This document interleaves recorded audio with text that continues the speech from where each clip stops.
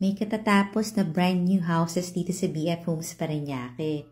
Nasa isang safe, gated and flood-free subdivision.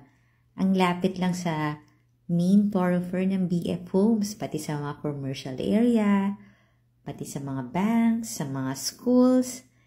Merong 3-car garage to at pagpasok mo, open layout ang living dining area. Meron tong lot area na 204 square meters. Ang floor area nitong house na to nasa 315 square meters. 3-level house with 5 bedrooms.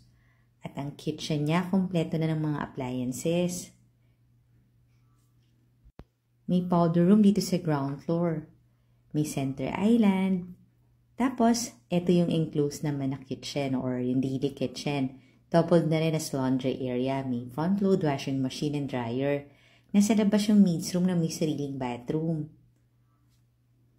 Napakaaliwalas nga ng bahay na to, especially during daytime. Kasi modern design siya, maraming mga glass elements. Tingnan natin yung second floor. Ito yung master bedroom. Maluwag siya or spacious. Tapos may walk-in closet.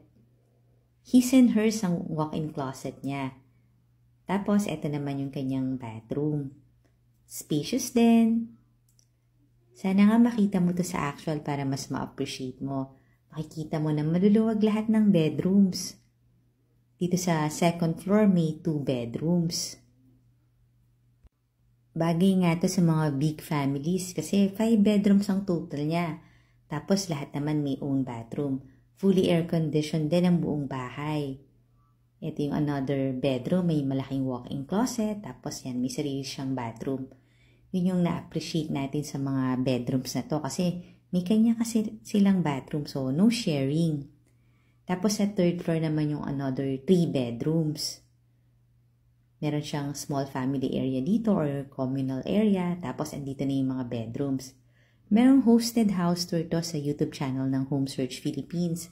Panoorin mo din para mas ma-explore mo itong future house mo. At marami pa rin tayong mga nice houses na pwede mong pagpilian. Tawag ka lang pag gusto mong magpa-tripping.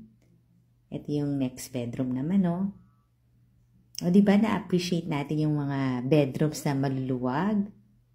Ayan yung sarili niyang bathroom. Tapos yung katabi nito, brand new rin, pati yung nasa likod niya.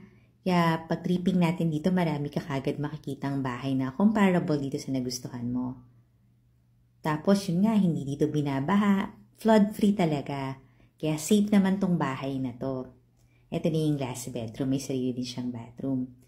Yung price and details nasa comment section or nasa description box below the video. Tawag ka lang for viewing.